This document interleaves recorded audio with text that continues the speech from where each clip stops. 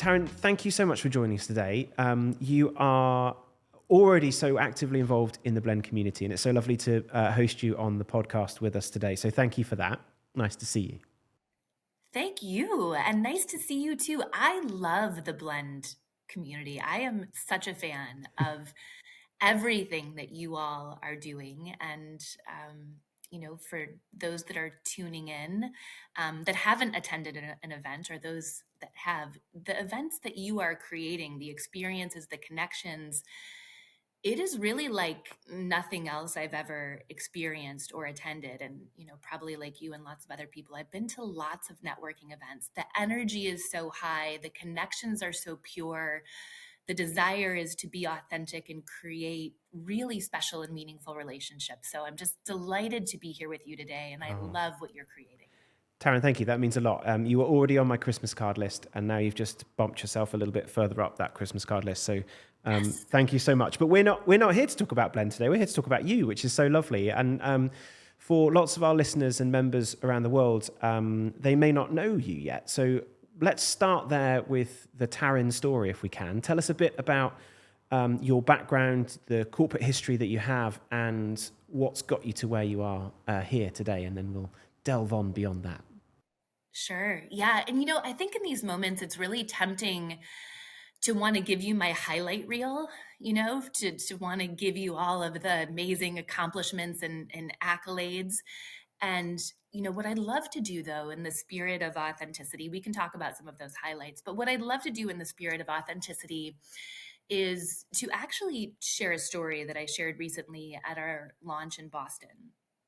And this story takes place really about 5 years ago. And, just to sort of position it for our audience, this is, I have just departed from Nike as the head of executive leadership development and talent strategy. I've been doing research on resilience for about 20 years, interviewing hundreds of people, collecting thousands of pieces of data, wanting to know how it is that the people that are, most resilient are effectively facing their greatest moments of what I call the big 3 C's: challenge, change, and complexity. And so Mark Parker, our CEO at the time, had transitioned to the board. I thought this would be a good time for me, heading up executive leadership development and being directly aligned with our C-suite at Nike, to also make a transition to bring resilience outside of the four walls of Nike. And so being in leadership development and talent strategy, I had spoken to a lot of colleagues about coaching, about keynote speaking, and through a hug or a handshake, really solidified these contracts. And so I stepped out of Nike in February of 2020. And we all know what happened next. The training and development budgets were the first budgets to be cut. And all of a sudden, those contracts that had been solidified with a hug or a handshake were not enforceable. And there I was with 2 young children, ages 5 and 7, as a single mom that had been sent home from typical school to homeschool. And I had no idea for the first time in my life how I was going to pay my mortgage, how I was going to take care of my bills, what I was going to do as an entrepreneur in sort of a normal state, let alone with the advent of COVID. And I was terrified. I was truly terrified. And I was a single mom. So I was, the financial head of my own household. And that was a really difficult period of time. That sort of, 6 months, call it, between March and September. And something really powerful happened. Ariana Huffington declared resilience her word for the year. And it's like there was a lot of gravitas around that. And people started saying, how do we get resilience? Where do we find it? What is it? How do we measure it? How do we identify it? And then people found me. And all of a sudden, I was sort of at this inflection moment in the perfect time, in the perfect place, doing this work on resilience. But before everything that's come since then, founding my own company, the Resilience Leadership Institute, there was a period of 6 months where I did not know if I was going to make it. I was sewing holes in my son's socks because I didn't think it was wise to buy more. My sons were like, peanut butter and jelly sandwiches again, and it was a really frightening time. And I think it's important to bring forward these stories of difficulty and challenge, not only because it sort of humanizes us, right? Like, I think for those listening in, it's like you're going to be able to relate more to a story like that than if I list my accolades and accomplishments.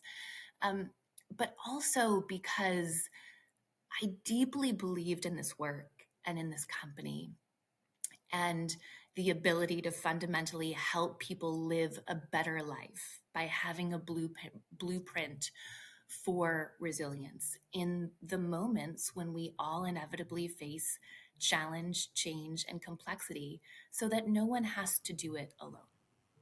Yeah. Firstly, thank you for sharing that. I think one of the things that people always forget when you're starting out or founding something on your own is that fear that sits behind that. And of course, without the resiliency, it's very easy to succumb to the fear and stop or give up. What was it for you, Taryn, that made sure that you didn't stop or give up or just go, well, just gonna have to go and get a job, which of course is often the route that most people fall back into, which is an easy and very real thing for most people. Yeah, I mean, I still think about getting a job. In my fifth year, you know, entrepreneurship is really hard. And I think everybody's like, oh, okay, it's hard. But what's hard about it um, is the uncertainty. What's hard about it for me is the uncertainty. It's you can do all of the right, quote unquote, right things as an entrepreneur. And as an entrepreneur, I've done a lot of the wrong things, right? Things that seemed right at the time, but maybe wasn't the right business relationship or the right partner, or I spent too much time prospecting with a client or in an industry that wasn't going to, it's just a variety of things, right? But you can do the right things and it can still not pan out. Last year, I think I had maybe $400,000 of sort of proposals. And these clients were saying, yes, we're going to do this. Yes, we're going to sign. Yes, we're going to get started. This was in November of last year of 2023. And like dominoes, right? It was like within a week, like one after the other was like budget cuts. We're going to go a different way. The CEO stepped down. And all of a sudden, that it's never certain until you sign on the dotted line, but it's like I can be having those conversations for 3 to 24 months and then it can all sort of not work out. And so sometimes being an entrepreneur is like, if you go on a diet, right? Like if you start eating the right foods and you exercise and you do you're supposed to lose weight, right? And you're supposed to be fitter. And that's how the sort of laws of physics are supposed to work. And I think what can be really frustrating as an entrepreneur is you can eat the right foods, you can exercise, you can do all the right things. And I'm talking like figuratively speaking, right? Like you do all those right things and it's like you don't lose any weight, or or you get heavier, And so it's like you can do all the right things, but it doesn't necessarily yield the results or the result at the right time. And I think that's what's really scary about it. And so I'll just say one more thing about that at the risk of sort of prattling on for too long. You talked about fear, and resilience to me doesn't mean an absence of fear. Resilience means recognizing that we are deeply afraid, or that fear is present, or that we are scared. And yet having the gumption, finding the capability within ourselves to do it anyway. And I feel emotional talking about this. One of the things that I've talked about at our blend events is I've also shared that I was diagnosed with dyslexia at age 37 after I'd completed all of my formal education. And so, one of the things that dyslexia does for me and others that have it is we see the world in a different way, in a sort of neurodivergent way. And so I find that the word scared and the word sacred is the same word, just with a C in the different place.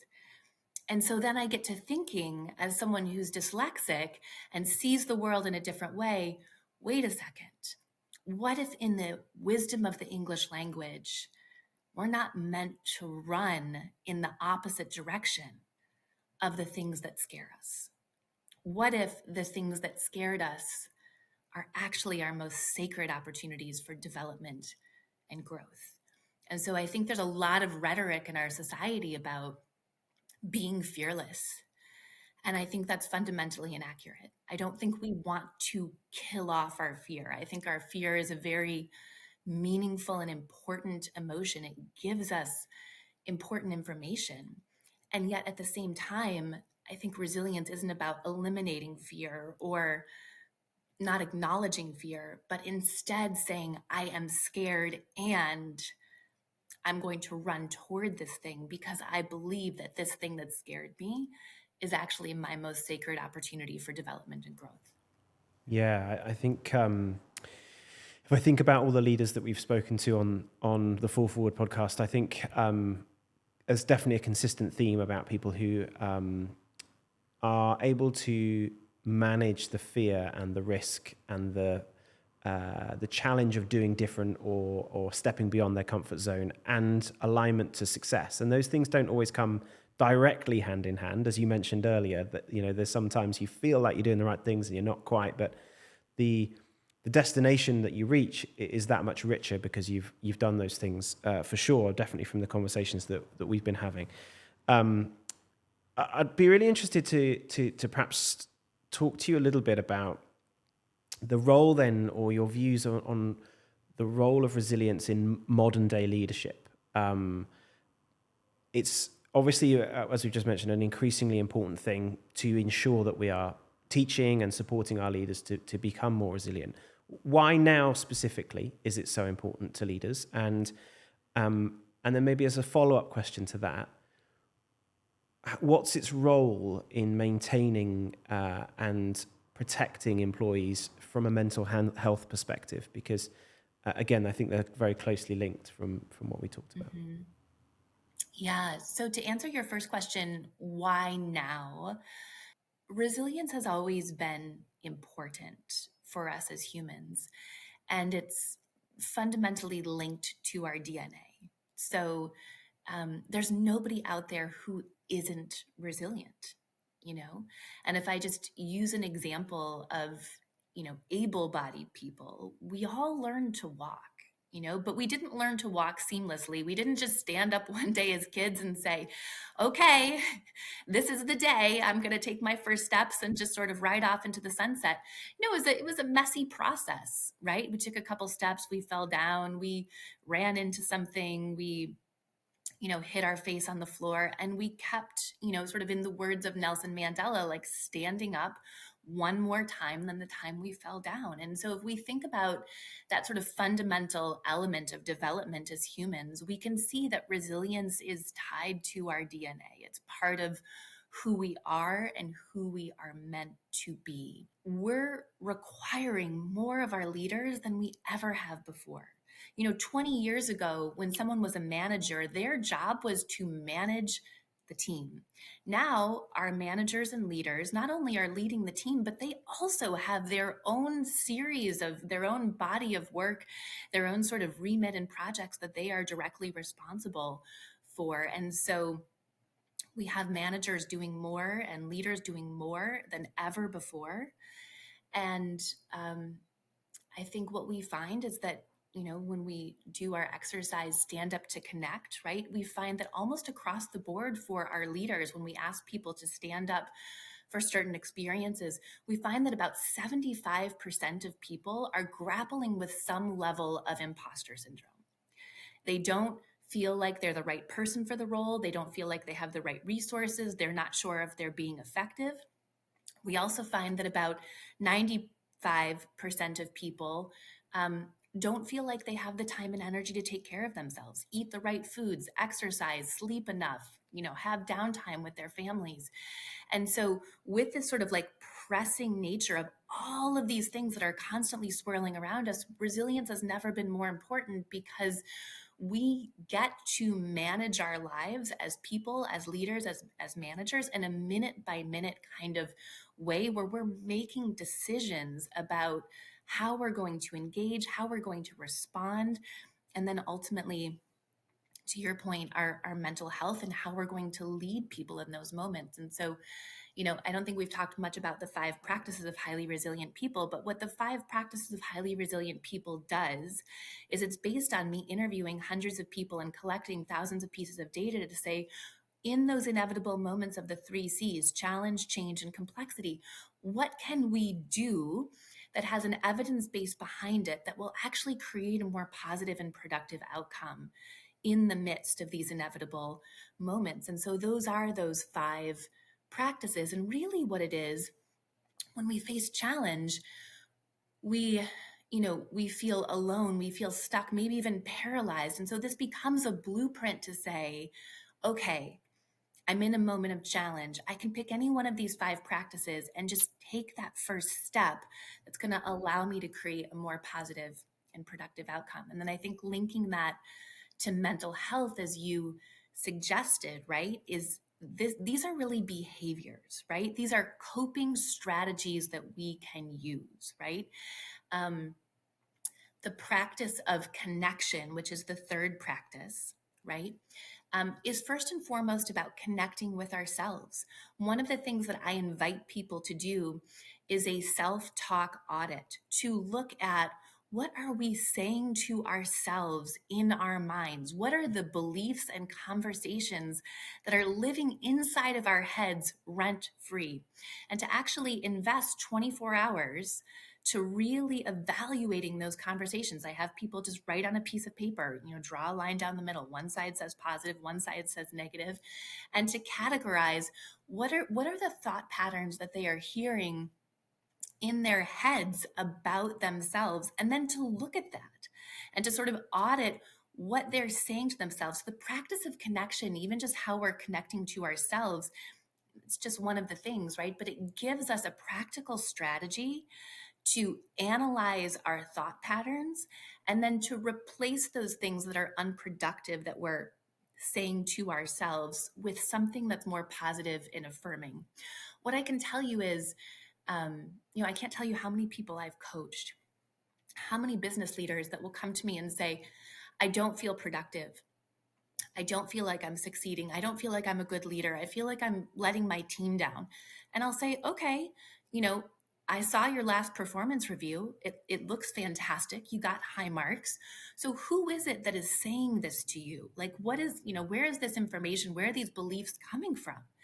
And they'll say, oh, well, this is how I feel, right? This is the sort of dialogue in my head. And so when we think about mental health, we have such a tremendous opportunity to impact our mental health, because the things that we say, I call it the real estate of our own minds.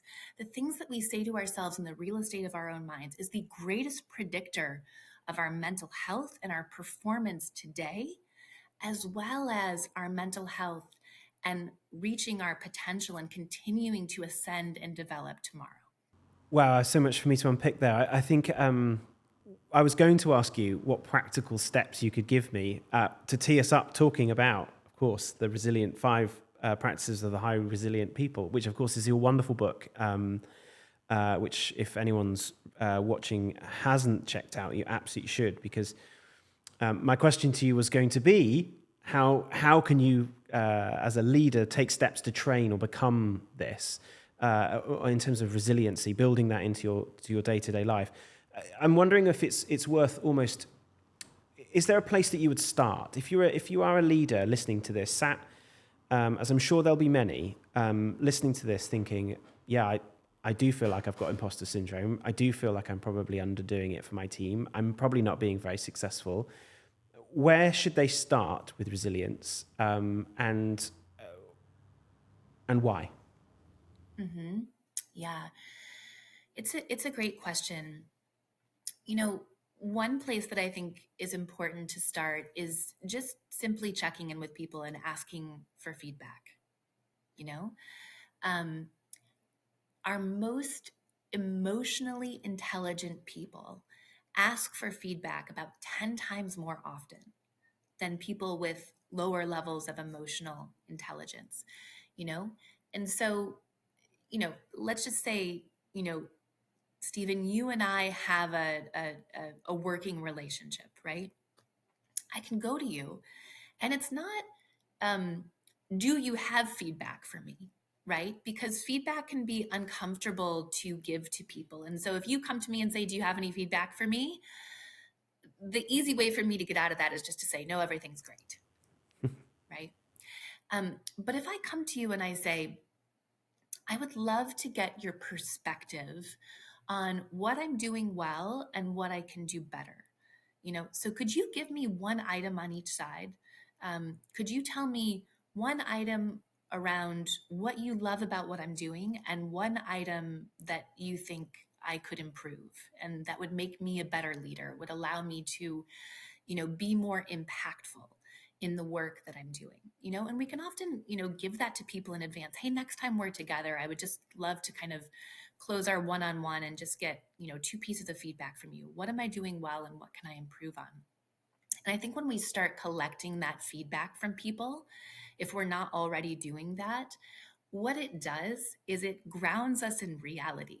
So when we're in our own head saying, I'm not doing a good enough job, I'm not doing enough, I'm letting people down, for me, like the sort of the tape that I play, the unproductive tape. Well, I've got a lot of unproductive tapes that play in my head, probably like a lot of us. But one of those unproductive sort of thought cycles is I'm behind, right? I'm not doing enough. I'm behind. I'm going to miss my, and that just right keeps. And then I get stressed out and I get more anxious, all because of a sort of mantra I'm repeating to myself inside of my own head that may or may not be connected to what's actually happening in reality, And so when we sit down with our direct reports, with our direct manager and say, let's get some off cycle feedback about how things are going. I think what that allows us to do is to make a more realistic appraisal of how we're doing as a leader.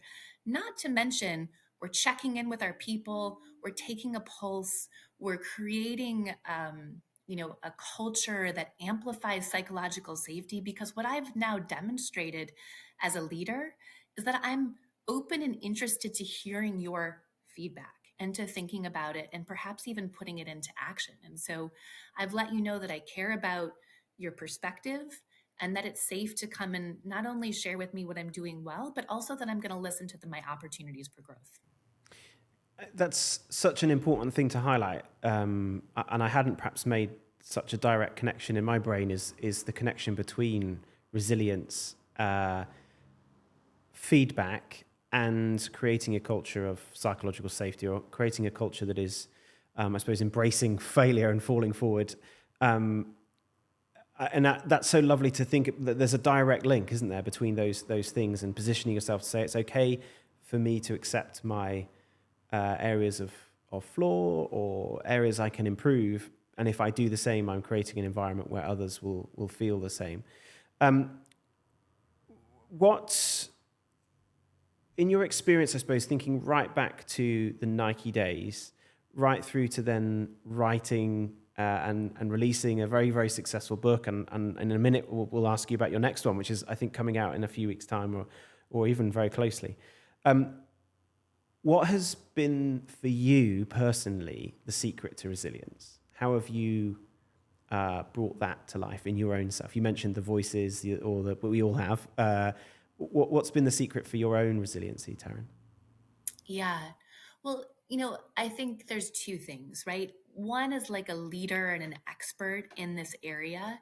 I think it's important for me to demonstrate how I'm walking my own walk and talking my own talk.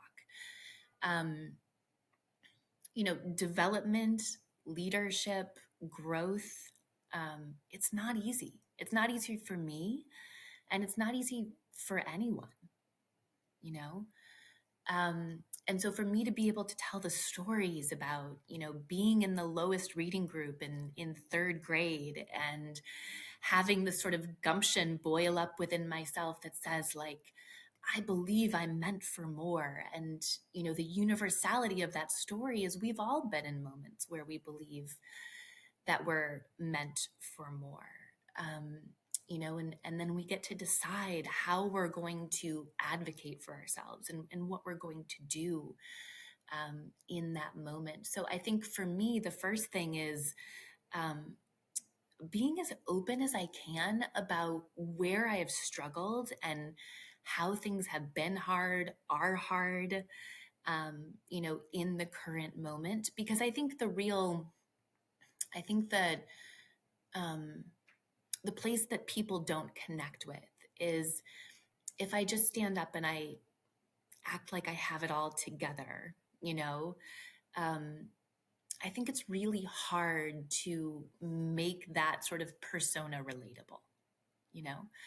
Um, one of the things that I've started talking more about is that over the course of this past summer, my bonus daughter, my fiance's daughter, she stayed with us for about 6 weeks, and she actually had two psychotic breaks over the course of the summer where we had to hospitalize her both times. And this hadn't happened, at any other point that we were aware of in her life, but it was very, very traumatic and challenging for us to go through that as a couple, to make those decisions.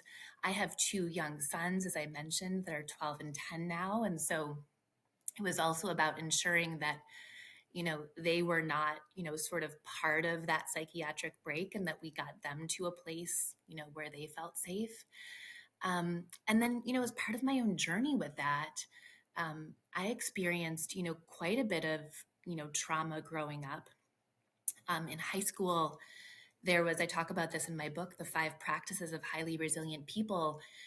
There was a stalker that came to my window one morning while I was getting dressed for school. And, it was dark. It was in October. I think we hadn't gone through the daylight savings time change yet. And so I had a bedroom on the ground floor, and went over to turn off my stereo. I always say to people, if you don't know what a stereo is, like, see me after for, an overview of now obsolete devices like stereos and butter churns, right? And, so my window was open, kind of a crack about, you know, a hand's length. And as I turned off the stereo, there was a face at the bottom of my window, and he said, "Take off your clothes, you're beautiful."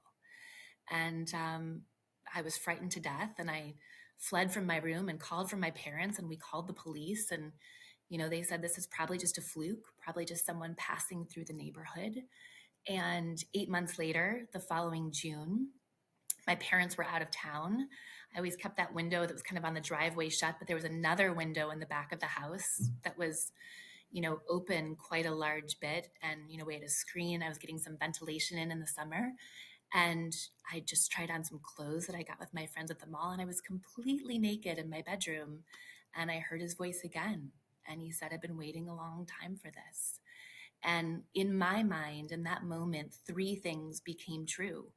One, this was someone that was targeting me, and my childhood bedroom, which should have been the safest place, for me and others growing up, became profoundly unsafe. Two, I was naked in front of a man for the first time. And 3, I realized that unfortunately, this wasn't a fluke, and so I called the police myself. And, these sort of appearances went on until I graduated from high school and went to college. And unfortunately, he ended up attacking and raping a neighbor in our neighborhood, and went to prison for 20 years. And I too spent some time in captivity, in the sense that I developed post-traumatic stress disorder for 20 years. And so, getting back to the question at hand here, which is, sort of, how do we practice resilience, and how do we go about doing that? I think part of it for me is being really real about some of the stories and the struggles that I've had and that other people have had, because, we all have a resilience story. Most of us have a lot of resilience stories, that we can draw on. And yet those stories, it's like we almost like keep them folded up in a little piece of paper just in our pocket, and we don't get them out. And one of the first stories that I could tell you about my ability to face challenge, about my capability to believe in myself, about my ability to strive and persevere against challenge. I could tell you a story about undiagnosed dyslexia. I could tell you about the story about facing the stalker. I could tell you about a time when, for 6 months I had no income and I felt incredibly frightened as a single mother in the midst of COVID. But yet, so often what we do is we start off with our accolades and our successes and the big, kind of brilliant, shiny stories. But I think really one of the first stories that we could be telling people from a place of authenticity and vulnerability, which is the first practice of highly resilient people, authenticity and vulnerability. The first story that we often could be telling is oftentimes the last story that we tell, because it's frightening to admit that we don't have it all together. It's, we want to impress people. We want people to think good things about us.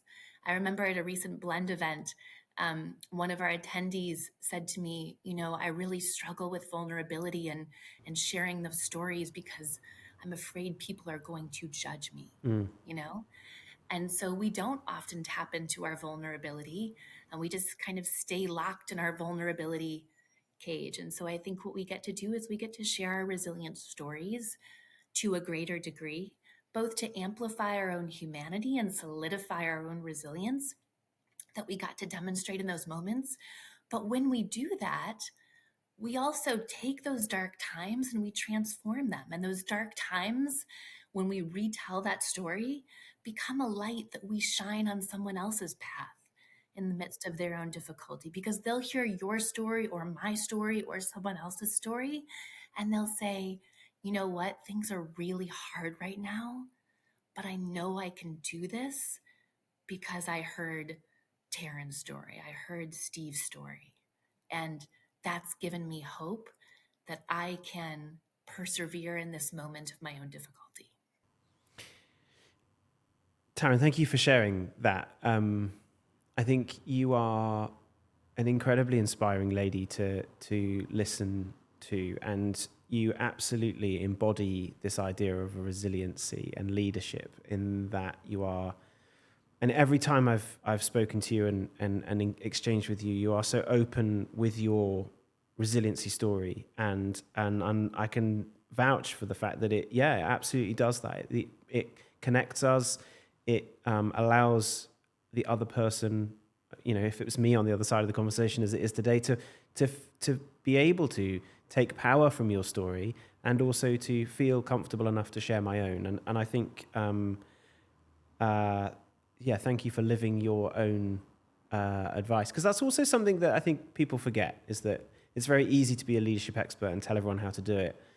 But actually, there's always still a gap to that authenticity unless you hold the candle yourself. So thank you for that. Within the book as an experience has obviously been transformative for you, because obviously it's been around building your institute and building the business that you have done. Tell us about what's next. You have a new book that you've been working on with others. Tell us about what this book is and why you've been working on it, and what it means to you, and kind of what to look out for us in terms of members and listeners. Yeah, I think this is a perfect segue for what we were talking about. So when I published the 5 Practices of Highly Resilient People in 2003, last year, that book became a #1 Wall Street Journal bestseller. And I was so excited about that. Not really for the, sort of the accolade that I could just, go around and tell everyone that I was a #1 Wall Street Journal bestseller, but really more so the thing that was exciting for me is like, this book was something that people gravitated towards, that was just, people voted with their feet, right? Or with their clicks. And that this book was something that had a groundswell of people that said, yes, this is something that I'm interested in and I think will be helpful in my life. And for me, it's always been about how can I be of service and how can I make a contribution that is going to matter to people. And so that told me this is a book that mattered to people and that was helpful for people in their lives. And I got so many messages from people telling me about a moment that they were in when this book was helpful to them, when they were at their lowest point, when they were questioning things, when they needed a practice, or just, I call it a resilience blueprint, right? Just something in that moment where they can pull a page from the playbook and say, okay, this is what I'm going to do. And this is going to help me create a more positive and productive outcome, regardless of the challenge that I'm facing at the moment. And so a lot of people then came to me and said, also, I love how you, Dr. Taryn, told your stories of resilience. And, I want to tell a story that I think is helpful to people. I want to tell my resilient story. And so pretty soon that became too many people for me to mentor or coach. And so my team and I got together and we said, well, what if we did a compilation book? What if we did a book where we featured a curated community of about 30 authors and had each chapter having one person share their resilient story? And this then becomes an opportunity not just to kind of have a compilation book filled with resilient stories, but it also becomes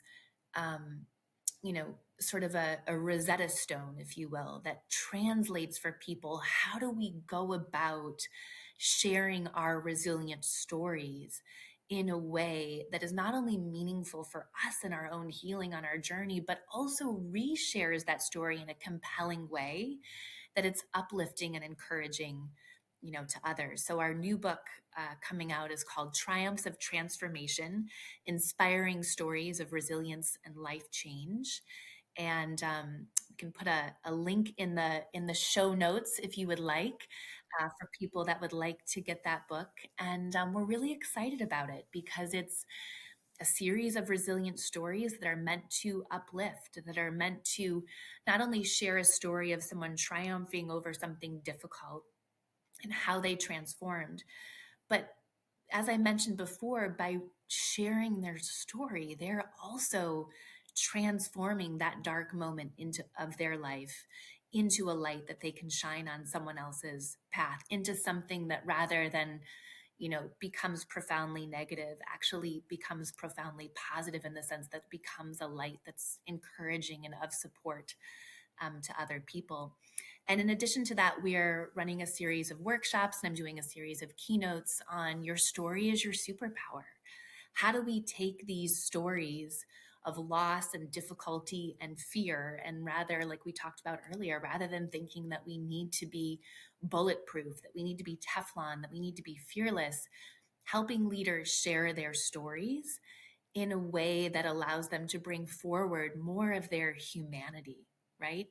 You feel closer to me. You want to follow me more if you know about my story of being dyslexic or facing that stalker, because it not only adds to my humanity, but it also says, this is someone who's gone through something hard and she's more like me than I thought.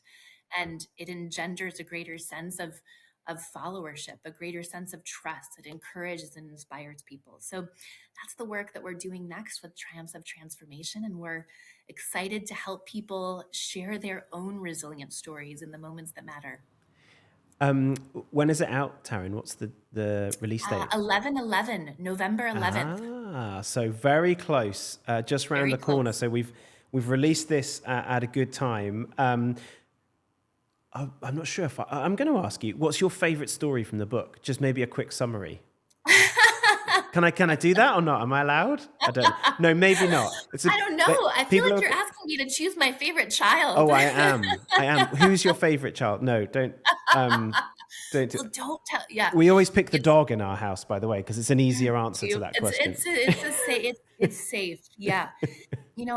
I love all the stories. I submitted a story myself, facing challenge. It's not one of the stories that we talked about today. So it's a story that I haven't talked about publicly yet or before. So that's in the book. I also write the foreword. And, all of the stories are so incredible, from people of different walks of life, different experiences, the meaning that they made of that experience and how they themselves have transformed, and then the way that they're able to kind of walk us along their development journey in a way that we also benefit as a reader is really exciting to me.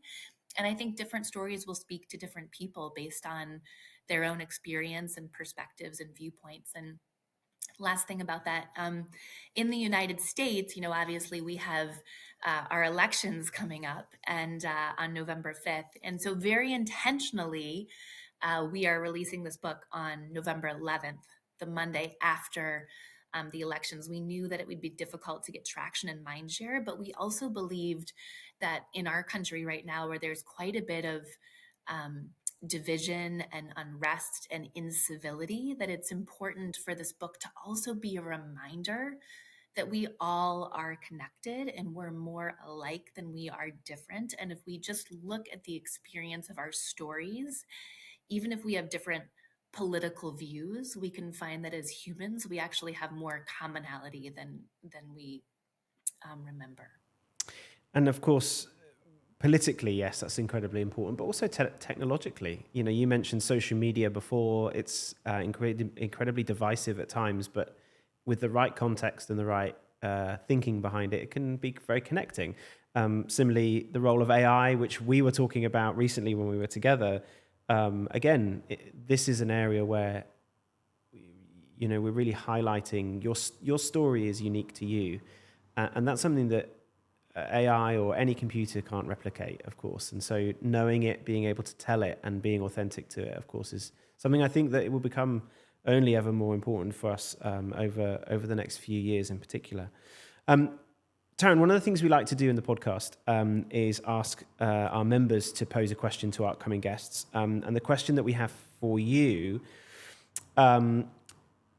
because this podcast is failure themed, all about falling forward, the question is related to that. So one of our members has asked, how can executives help their teams embrace failure as a path to innovation while being mindful of resilience?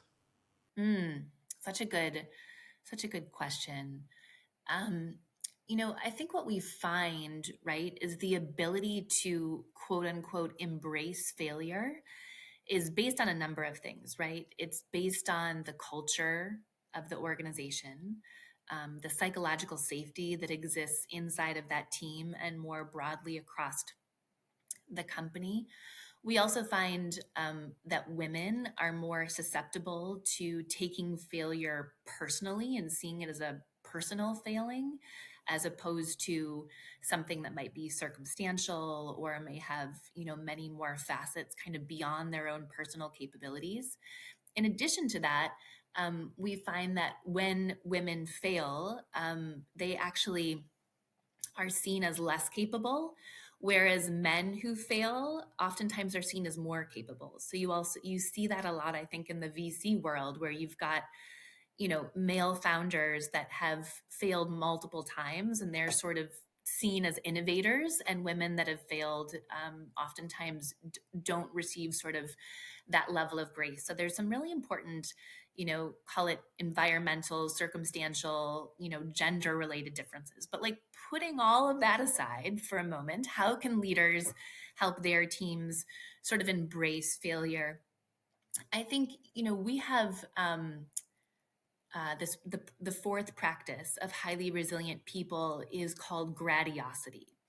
And gratiosity is a hybrid word for gratitude and generosity, And so gratitude is about looking on a challenge or a failure and saying, okay, I didn't want it to go that way, and yet I can see the good that came out of that. And so as a team, I think the way that translates, into the business world is we have a post-mortem on whatever that failure was. And we get together and we look at, in a structured way, what were we hoping to achieve?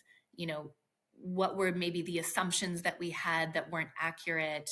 What were the circumstances? How did the environment change? Were there disruptions that we didn't account for?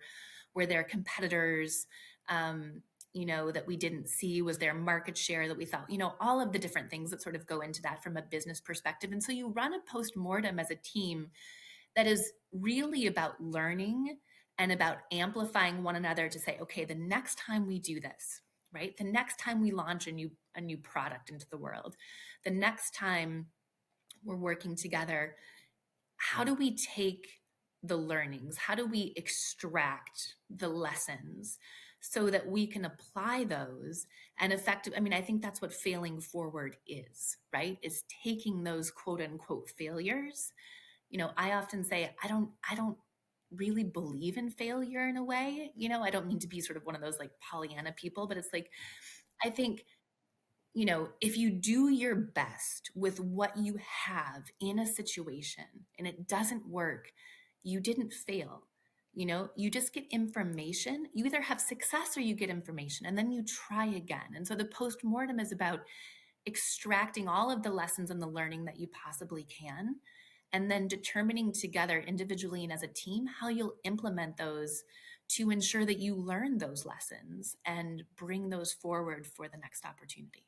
Taryn, thank you. That's really practical advice in how to embrace that and use the resiliency piece within that conversation. You reminded me also of a conversation I had with Martin Gutman last week, which was around quiet leadership and actually how often we prioritize the people who are the loudest. The loudest failure makers sometimes are seen as successes, and of course it's not always the case. So the quieter storytellers who are often doing some things very successfully are the ones we should also prioritize. So thank you for that. Taryn, my last question for you is something that we ask all our podcast guests to share with us a recommendation, something that they hold true to themselves, something that they see huge value in. It could be a book, it could be some advice generally, or something that you do in life that you'd like to share with other leaders as something that would be helpful for them in their day-to-day or in their leadership journey. So I don't know if you have a recommendation. Obviously, the 5 practices of highly resilient people is one of those things, as is the new book, but I'm sure there may be something else as well. Sure. I know. I always love it when people are like, well, let me recommend my book to you. Didn't see that coming. I want to share. I've been call it an intermittent meditator, and sometimes I do it, sometimes I don't. Sometimes I've got a pretty regular practice, then it sort of falls off, and for me that's okay. But I mentioned this summer, going through a difficult time with our bonus daughter and the psychiatric breaks that she had, and that really created a lot of imbalance for me, because with the trauma that I'd experienced, which I explained, I began to really look at, gosh, had I gone an inch to the left or right, could I have had a similar kind of break, and also been in a position where I don't think I would have had the support that I needed to come out of that in a productive way, in the way that she did. And so Ram Dass was a spiritual teacher that was, with us on this planet for a long time. Many celebrities and well-known people went to go see him while he was alive. And he had a mantra. He had many, many mantras and teachings, but he had a mantra that he shared called "I am loving awareness." And he would just repeat this mantra as part of his meditation. And what really spoke to me is that at a time when he was teaching it, he had had a stroke. He was in some pain. He was in a wheelchair. And so he would talk about loving everything that he was aware of. I love my wheelchair. I love my pain, And when I started doing that, when I started doing this mantra with myself and just saying, I love this moment that I'm in. I love my children. I love my partner. I love these lessons. I love this, difficulty. And just really sort of connecting with myself, and rather than resisting what was happening in that moment, allowing myself to love it and accept it through that mantra. It helped me so much with my own mental health, just to be present and accepting of what was happening. It's so often the case, isn't it, that we fight those things that are the unfightables, and actually, in truth, we should just go with the flow a little bit more and appreciate what we have. And I think that's a lovely place to kind of wrap us on today. Taryn, thank you so much for joining us on the podcast today. You are already near the top of my Christmas card list, and you've obviously, as I said, just got that little bit higher. I hope for everyone listening today, I think there's been some really practical ideas shared about how we can get started on being more resilient, but also I hope that listeners will reach out to you. I think to share their vulnerability story, perhaps with you directly. I think that would be a lovely thing to do, and to open up more, I think, is definitely something that I'm going to be taking from today. I definitely don't tell my stories enough, and I promise I will try to do that better, Taryn. So thank you for inspiring me also to embrace some change. And we will see you very soon, and we look forward to seeing and championing the success of this next book, and all of the wonderful things that you do over the next few months, and we'll see you very, very soon, I'm sure. Thank you so much. It's been lovely to be with you. Thanks, Taryn. Make sure you subscribe to the 4 Forward channel so you don't miss any new episodes. I'll see you soon.